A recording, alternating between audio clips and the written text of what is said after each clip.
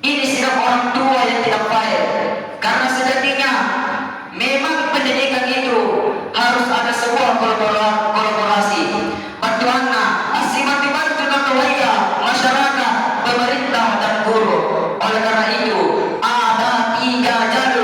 pendidikan. Pendidikan yang pertama, pendidikan formal.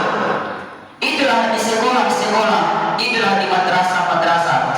Pendidikan yang kedua, pendidikan non formal. Itulah pendidikan di masyarakat, itulah di pelatihan-pelatihan, itulah di kajian-kajian keagamaan. Dan pendidikan yang ketiga adalah pendidikan informal. Pendidikan informal, pendidikan informal adalah itulah pendidikan dalam rumah tangga kita masing-masing, dan gurunya adalah kita para orang tua. Dan pendidikan informal inilah yang dianggap sebagai fondasi utama untuk menentukan jalur pendidikan yang lainnya. Karena sehebat apapun sekolahnya dan sepintar apapun gurunya, tidak akan banyak berpengaruh terhadap anak didik jika pendidikan rumah tangga itu rapuh. Jamaah tarawih yang sama-sama dirahmati dan dimuliakan oleh Allah Subhanahu wa taala. Terbukti itu Bapak Ibu, anak yang rajin, anak yang pintar, itu biasanya dilatar belakangi oleh keluarga yang baik. Begitu pula sebaliknya, anak yang nakal, anak yang susah diatur, itu biasanya dilatar belakangi oleh keluarga yang amburadul.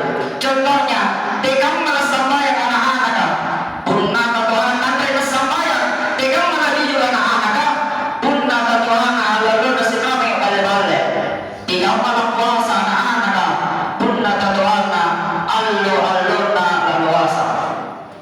Jamaah tarawih yang sama-sama dirahmati dan dimuliakan oleh Allah Subhanahu wa taala. Memang kata tatuaya, tiangin jangan dari jangan taburdis. Tidak ada dari fikih, tidak ada dari matematika, biologi dan fisika. Akan tetapi untuk membentuk karakter, membangun mental yang kuat, disinilah orang tua sangatlah berperan. Ikan dengan tatuaya berkewajiban anak dan terjujur.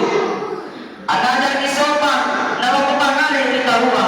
Ikan demi aneh tatuaya berkewajiban anak dan jangan tahu kepangalih mana ditahuwa. Kita minta tatuaya berkewajiban anak dan jangan tayar Allah yang anak munisipa akan cak lima. Jamaah tarawih yang sama-sama dirahmati dan dimuliakan oleh Allah Subhanahu wa taala.